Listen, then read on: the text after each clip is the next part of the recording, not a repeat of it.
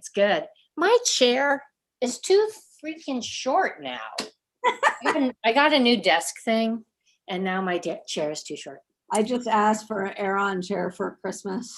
Yeah, it's a good gift chair for yourself. Too freaking short now. Oh, wait, that was me. What?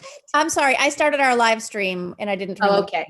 So it's All right, I'm hiding my self-view so I don't have to look at me. And I'll open the chat just in case. I don't know, you might want to subtweet me or something.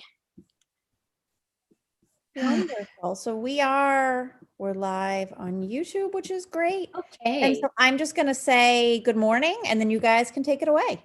Thanks, Sharon. Thanks, Shannon. Good morning. Susie. How I'm are sorry. you? What? No, go ahead. I misunderstood. How are you, CV? I'm good. It is just a beautiful Friday, and it's been an exciting week. And I've really been, honestly, Rachel, I've been looking forward to talking with you. It's Partly, been a while since we've caught up. can I just jump right in and say, so I was thinking of you on Wednesday night because one of my book clubs has been reading Braiding Sweetgrass, which I had started and never finished. And we had Robin Kimmerer actually talk to the group. And the whole time I was thinking, if this is recorded, I'll send it to Rachel. And then it wasn't recorded because Robin wanted to make the event a sacred space, if you will.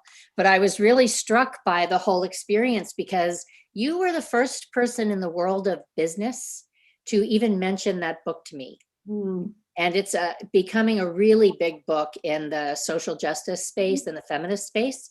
But it's kind of like Emergent Strategy or even anything by Margaret Wheatley. It's really on the side of the business conversation, which is too bad.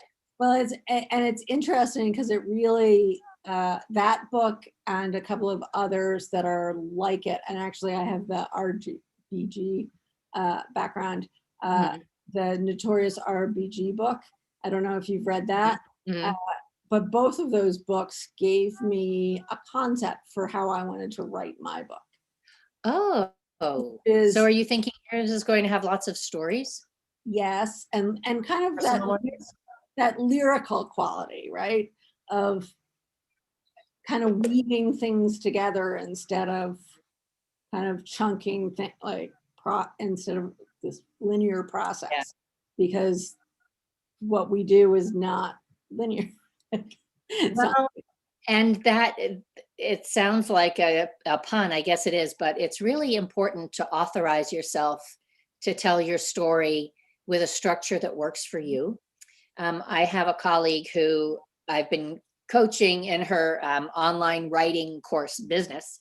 And one of the things that she's been challenged by is looking for other models of storytelling that diverge from the very conventional linear one, or the book that opens on the CEO standing at his window looking out at the parking lot, that kind of thing. And even just the conventional hero's journey. We don't even know to appreciate other forms of narrative. And so I think really breaking out and letting yourself do that is a marvelous way to authorize your voice. Yeah, it made it difficult because there's not a lot of models. Yeah, of what I'm thinking about or what feels authentic to me. Yeah. And I didn't want it to be that CEO book, like here's the latest, like whatever. I wanted it to be a story or a journey and like tell that, because it's a complicated one. And the answer isn't easy either. But it's also not impossible, right? So I'm trying to balance that. It's complicated, but it's a shift. It's not you're not going to invest in everything and all of a sudden it's going to be perfect. You're going to kind of like move along in the right direction. And so it is a more, I keep thinking of the word lyrical, but it's a more winding path, if you will. Well, just one more thought about Braiding Sweetgrass. So Robin Kimmerer is, a PhD botanist, and she's also a poet. And you can tell that in her writing. And I don't know if you write poetry on the side. Maybe you do. I've dabbled. My dad wrote poetry, so poetry's been in my life. I It's can't. in blood. Well, I don't know about that. I don't know that people that know me really well would say that either. I tend to be more direct myself, but Mhm. maybe direct poetry, slam poetry. Yeah. Hey. So what I wanted to chat with you about is this idea, because you and I have had this conversation before, which is I struggle with the feminist word and I struggle with where to put it alongside all these other things that are going on. Mhm. And so I wanted to have you share your conception of like, what is feminist business? What is feminist leadership? What does that mean? Well, Mhm. it's big and it's complicated, to be sure. And it's also pretty counter-normative. And so there are a lot of things that we would talk about, or even words that we would use, that conventional business people find kind of shocking. Um, One of them I find all the time, obviously, feminism is not a word that a lot of people know what it means or have a good appreciation for the breadth of what it calls forward. But I find even when I talk and I use the word oppression in business audiences, people are like, and then I have to go quickly to a definition of oppression that's basically it's about the illegitimate use of power. And if you think about oppression as the illegitimate use of power that's built into structures, you can see how it's completely relevant to a lot of the issues that we deal with in organizations and in business more specifically. Just even things like how we appropriate or extract value from the people who work in the company and funnel it up to owners. That's a form of oppression because it's an illegitimate use, when you think about it, of the power that those people have to, Yeah, and I tend well to from a company. talk about coercion and intrinsic versus extrinsic motivators when I do that. Yes, And I do say the logical extreme is abuse.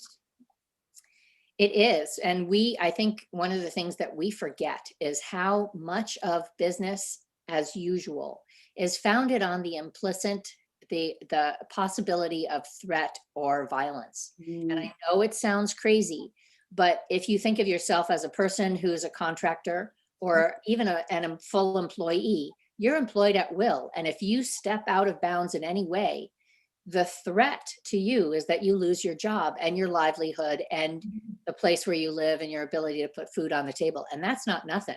Yeah, And that threat of violence is always there yeah. in our businesses, unless you're an owner. So, That's such so an interesting way to think about. I know. I know.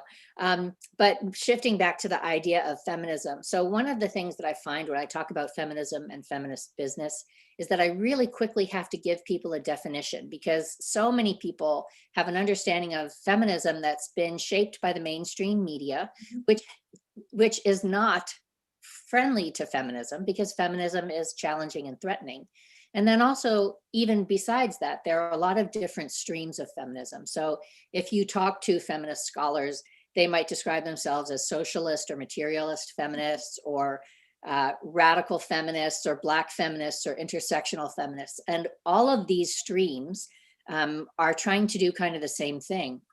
They're trying to take this very large critique of gender dynamics and illegitimate power based on gendering and marry it with one or two or three or more other critiques, because we know that it's not just gender dynamics or sexism or patriarchy, but it's a whole system of different stories that legitimate in different ways one group of people being better than and having power over others. And so feminism, as a very large conversation, has a lot of different streams where they're trying to put together labor relations and gender issues, or racism and gender issues, or disability and gender. And so there are a bunch of streams of feminism that come together. It's at where I argue with myself. Why? Because I see the core of all these things being the same. Meaning it's So an that's entirety good. of patriarchy and colonialism, right? It's Yes. the division and the ranking of people regardless of like what. And so then I say, well, why talk about feminism or racism separately? It's all part and parcel of this same abusive mentality. Yep. And let me just finish giving you a definition of feminism and then talk about that whole question of how do we talk about and deal with all of these things at once. So when I now talk about the feminism that I use a label and I call it collective feminism. And it's collective on two levels. It's collective in the sense that it's working for the liberation of all of us, not just me. And that's really important because that positions it against conventional liberal feminism and against like lean in feminism. But also I talk about it as collective, as drawing on the wisdom from many, many streams of feminism, and any stream of feminism that's devoted to addressing all oppressions, and any stream of feminism that is devoted to ultimately flourishing for everyone. We can pull from that into this idea of collective feminism. And that also helps me separate out some things that are called feminism that aren't. So for example, this concept that you'll hear of white feminism, it's not feminism because it doesn't work for the liberation of all women and all people. Or things like there's a stream called libertarian feminism. And there's kind of, you can't be all about individual sovereignty and work for the collective good of all. I mean, it's a convoluted commute and it doesn't work. So there are things that call themselves feminism that really aren't. But there is a whole big conversation that takes different approaches to using an analysis of gendering and an analysis of other oppressions. And so when we talk about all of these things together, we have two fancy names. One is kyriarchy, which is the master system of all of these forms of oppression together. And ultimately, feminism isn't about fighting. It's not about stomping the patriarchy. It's about dismantling and replacing kyriarchy. And then another way of thinking about it is kind of more abstract. And some people use the words powerarchy or they use anti-oppression, and they want to talk about the big picture. How do we get at that underlying dynamic of believing that some people are better than others and that some people should control others? And that is very important because it helps us understand that there are a million stories that contribute to the situation of inequality and exploitation. But the challenge of it is that it gets really, really abstract. We have been taught so effectively not to see power dynamics at all and not to know how to sort out ones that are okay from ones that are not okay, that to say to people, you know, go forth and dismantle illegitimate power relationships. It's like, it's kind of too much. And so that's sort of too much. And then to take the individual piece of like an anti-Black racism or anti-settler colonialism or anti-sexism, each of those pieces is important because it has very specific analyses and very specific tools, but you need to do more than one of them at a time. And you need to think about who's primarily interested in the feminist business conversation. It turns out, and this has been one of the things that I've been so intrigued by, there's a lot of energy around feminist business for women and marginalized people who are becoming entrepreneurs. And partly that is because they, as entrepreneurs, they're already set up as people who think of themselves as doing something outside of or to the side of business, doing something different. And it's also a lot of people who've just found that they can't or don't want to fit into the conventional system. So there's a group of people that's already kind of outside, either by inclination or by experience or both. And they find the conversation about feminist business really exciting because it gets us a little bit further than the conversations that thankfully are commonplace now that weren't commonplace 6 or 8 or 10 years ago, like conversations about social entrepreneurship or social ventures or triple bottom line. I mean, I remember when B corporations were like weird and no one had heard about them, and now they feel normal. But even those sorts of approaches to doing business better, I think they fail in 2 ways. One is they don't address the underlying power dynamics of the entire system, and they don't acknowledge the specific people who are being hurt or marginalized or taken advantage of in the systems that they're participating in. And so often what they do is they make some improvements at the margins or at the side, but they run their own businesses and they think about the world in ways that just reinforce destructive patterns and negative relationships. So yeah, so anyway, so the feminism that we use, the idea of a collective feminism is to look at it as a movement for all people. Anybody who wants to can participate in it. It's not just for female people. And it's about ending sexism, sexist exploitation, and all kinds of oppression. So it's multi-system. And then it's focused on creating a vision of a world where everyone flourishes. So not just women getting up to where men are, but all human beings, and not just human beings, but also the ecosystem and the planet. So the idea ultimately, holistically, everyone flourishing. And that's where you can see the connection with other movements that I know you attend to, like thriveability. Wheatgrass is part of Right. the whole ecosystem. Yeah. It's interesting because I've been reading Mary Parker Follett recently. And it's just, it's kind of mentally driving me mad that It's driving you mad. Because her voice has not been elevated Yes. to the degree that it should be. And it's informed all this thinking, but hasn't been elevated. And I'm like, why do we have a Drucker forum and not a Follett forum? That's a really good question, especially when you know that Peter Drucker acknowledged that he took her work and didn't credit her for it.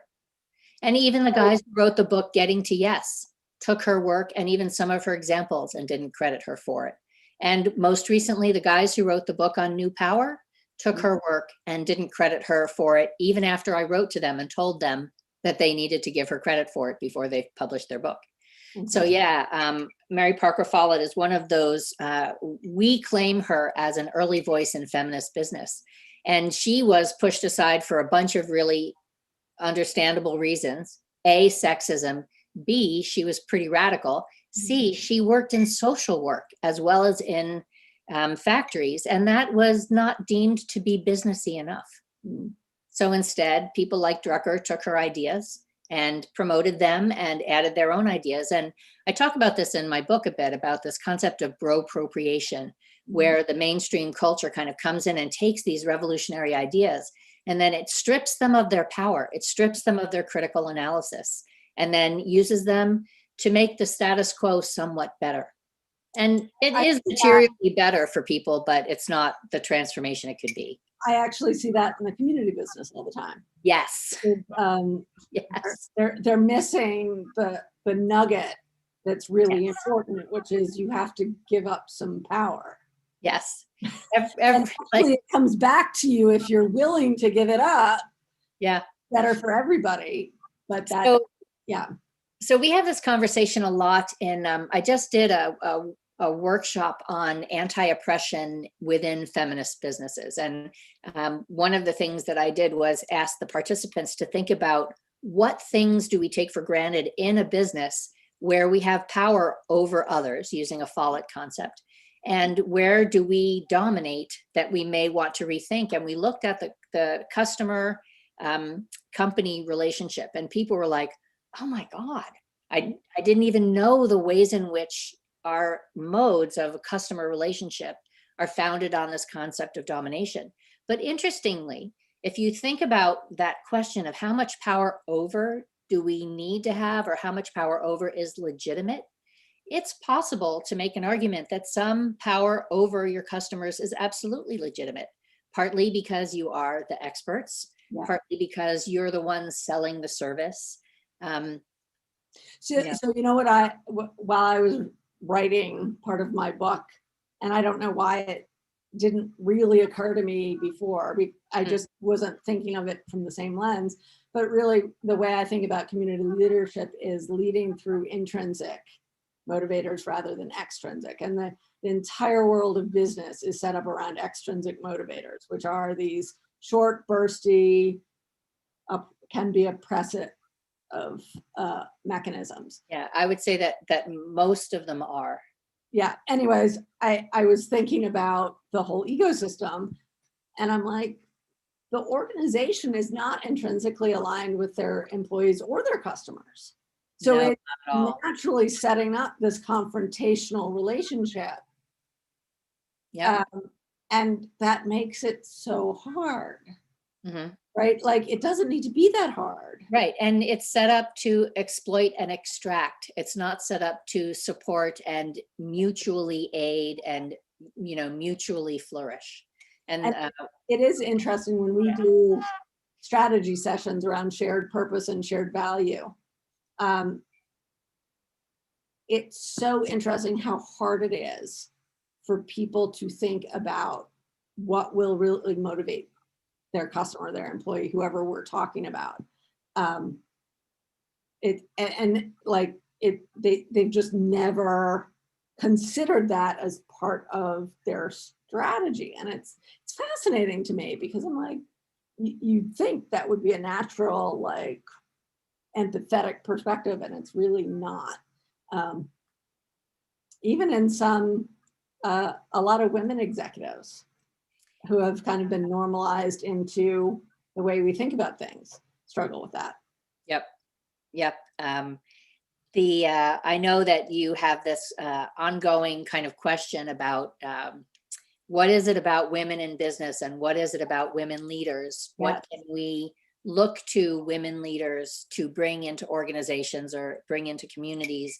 And why can we look to them for that? And that is such a sticky and challenging question, because it does go back to that whole issue of, as you would say, is it nature or nurture? What is it about women people or women presenting people? Or is it something about people with female bodies? Yeah. Or is it's some kind of overlap there? And I think that is so interesting to me, because in a lot of ways, the difficulty that we have with that question is almost on purpose. It's almost designed to make it easier for us to think of women coming into the system and participating as if they were just like men in the system. And it makes it easier for us to think about, and this is true for marginalized or racialized people also. We are taught to think that the whole goal is to bring these people into the system as it is and have them participate at parity with the people who've already been in power and the people for whom that system was originally designed. And we see this even when people talk about diversity, inclusion, equity, and now belonging in communities. And every time we keep expanding the language, because people don't want to actually face the real issue. They don't want to nail the issue. There's actually a concept called you've heard of the hedonic treadmill. There's also a euphemism treadmill, or a euphemism cycle, where we keep moving the word because the word gets watered down and we need a better one. So now we're talking about belonging. But even belonging, like inclusion, has the same fundamental assumption.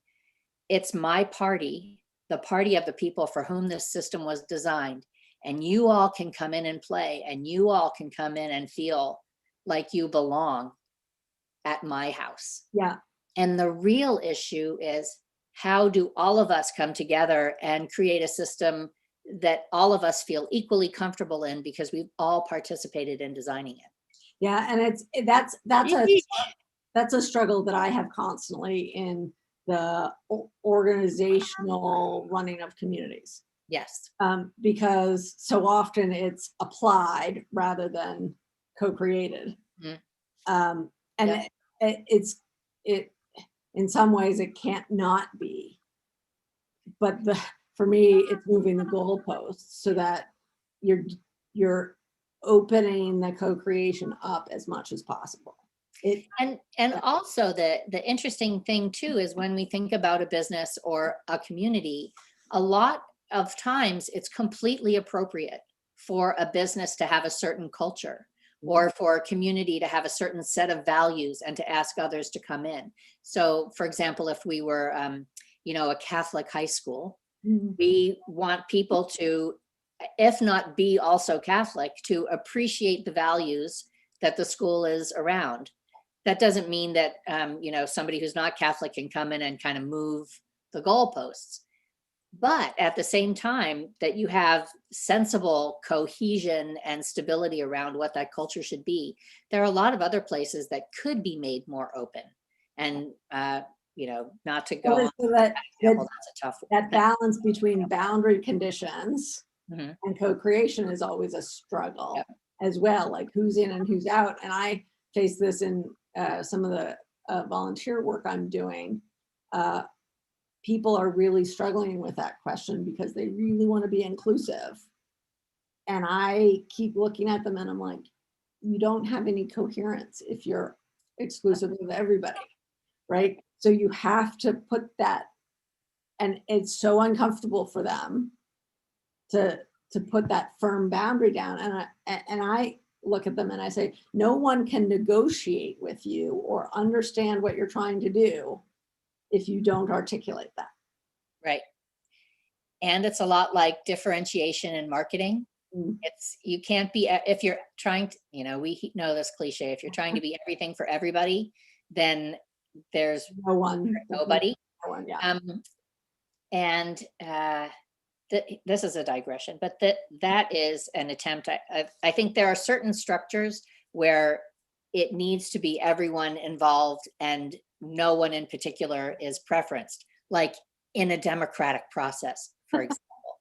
But in a company that needs to cohere around a certain set of values or a worldview, or a community that's designed to protect or to lift up a certain part of a culture or a community, and obviously not to hurt others, but certainly to lift up, there are legitimate reasons, if you will, to discriminate or to remain firm on core values. I would even push back and say even the democratic process.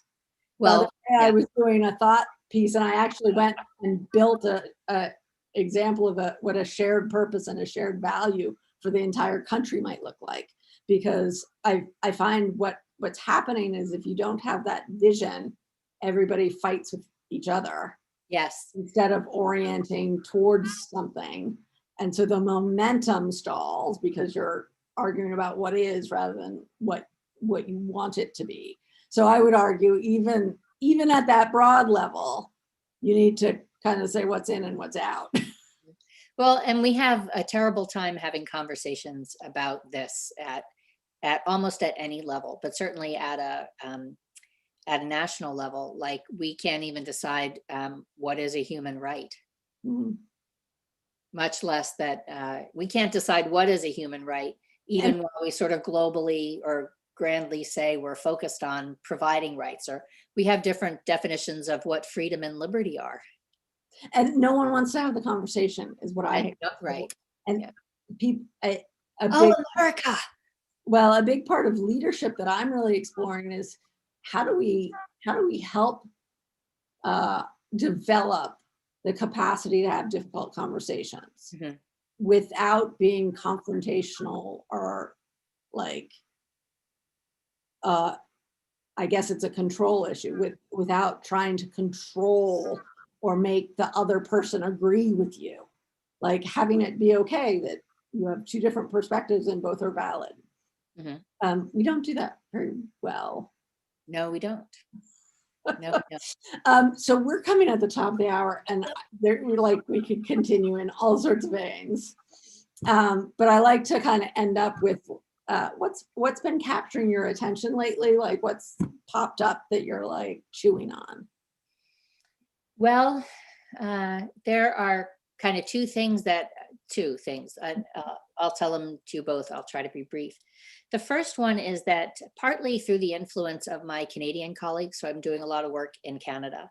I've been thinking a lot about Indigenous rights and Indigenous perspectives. Mm-hmm. And I've been thinking a whole lot about what it means to honor and return to a nation its sovereignty. And wondering about the concept of native sovereignty. And I've been doing a lot of reading, not just Braiding Sweetgrass, but some other things, mostly from Turtle Island, but also from New Zealand and the larger African continent. And I'm really finding that in some ways, the reading is speaking a different language that I'm struggling to learn. Mm, And I'm realizing how different an indigenous understanding of science is, mm, and of knowledge, and where that resides and how it's called forth. And this challenge is probably heightened for me because I'm a trained scientist. mm. So, I have the Western European settler colonist view of what science is, and then reading indigenous scientists is like mind blowing. And so I'm finding that's cracking my world open in really useful. I like the word serenity that you use because it's, I've been asking lately, is your corporate culture joyous? Oh, well, no, I'm saying sovereignty, like sovereign the Oh, queen, sovereign. but Okay. serenity is good too. Yeah, I keep hearing people wanting to talk about resilience, and I'm like, I don't want to talk about a concept that's, but I'm competent against the onslaughts of the world. I want something, so that's like a trauma informed Yes. approach. I want something that's healing centered. So folks who talk about trauma informed approaches are now starting to talk about healing centered approaches, and I like to focus on the positive. But the other thing that I've been thinking about, and this is so relevant to community, Mm. is I have been really excited by what's been going on and what's been taking off in the feminist entrepreneurship space. Mhm. And part of the reason it's finally taking off is some of the external things like Black Lives Matter making us much more aware of oppression everywhere. Maybe Me Too, some other things. But also I've been thinking about what it has taken specifically in my community that's in Ontario and Toronto. Like 7 years ago, 3 of us got together and started talking. And then we did a few events, and then we did a conference, and then another conference. And then we connected with some organizations like a university and a couple of different other entrepreneurship initiatives. And now I'm a mentor in the first feminist business accelerator that's being run by the Canadian Film Center. And there's a direct connection between them creating this accelerator and the work that Petra Lex and Barb Orser and I did 7 years ago. Wow. And it's like, oh my God, if That's you had told me 7 years ago this would have happened. And then also I'm in it now, and I forget where it came from, and it just seems so normal to me. Of course, there's a business accelerator that is trying to be about feminist businesses. So I would never have thought that. Well, it's similar to the journey we've been on. Mhm. There's now VC firms that are communities. I don't really understand their business model because of some of the things Yeah. we discussed. But there are all sorts of things popping up, and even you get the same issue of you dissipate what community means. Mhm. And part of that is just sort of the natural outcome of people learning. Mhm.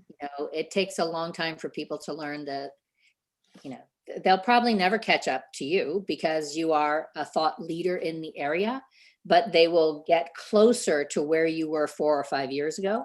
And that's the other thing. Like if you look at, and I'm sure you guys do this, but if you look at the CR and think about even before you started it, what the conversation about community in business was about and where it is now. Yes, there are lots of places where it feels like it's just not sharp enough or powerful enough, or it's been watered down, or it's been appropriated. But then there are other places where, the seeds of these issues are alive.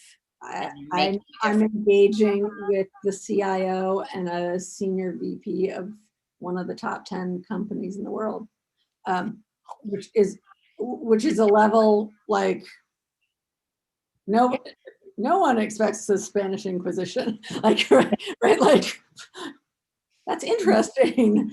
And I don't know that they have the conception, like I don't know where they are yet really on their journey. Like you say the same words and you think you're aligned, but digging further, you understand the opportunity differently. But yeah. Yeah. One of the tools that we have been using to kind of organize this journey for us and organize the ecosystem that's part of this journey is a tool that comes from the Berkana Institute that's called the two loops model. And in essence, it says that in any complex work system change, we can understand there to be two loops. One is the loop of the original paradigm coming to a termination, and the other is the loop of the new paradigm emerging. And we think of them as not touching each other. They're kind of separate tasks. And some of the tasks that, for example, a lot of women's entrepreneurship accelerators are working in the old paradigm, trying to make the best of it, trying to care for people in it while that paradigm dies. And then there's this new paradigm that is like the vision of the future, the emerging practices, the putting things into action today to see what they can become. And one of the things that happens is even though those activities tend to be separated, there's permeability, just like with the fungi in a forest. There's a subterranean connection system. And so the idea is that you are incubating and that you are sharpening and developing and articulating and emerging. It's getting to the old system. And you look at it and you're like, it's not exactly what I wanted. Except that you can take some comfort in knowing that that is providing, the phrase that Berkana Institute uses, it's providing hospice to these systems. It's providing comfort and improvement to these systems in a way that's ultimately very loving, even if it's like, really, that's not what I meant. You know? That's not what I meant. We should end on that. I want you to be CEO. I wanted the world to change. But in the meantime, that's great. I mean, it's why I have the Ruth Bader Ginsburg thing behind here. One step at a time. Incremental, right? Like you can't switch. You can't just switch. It's a journey. So I'm going to end there, but okay. It was so fascinating having you on. As always, you're thinking about things in ways that challenge me, which is great because I need that. Yeah, that's how I grow. And have a great weekend. I am so looking forward to it. And also, I'm just waiting for you to send me like a random chapter or excerpt from. I have 3 chapters now. You know. Send you. I have space on my desk for really interesting ideas to tickle my thinking. I would love your input. Well, I will look forward to hearing what you're up to, Rachel. Okay. All right.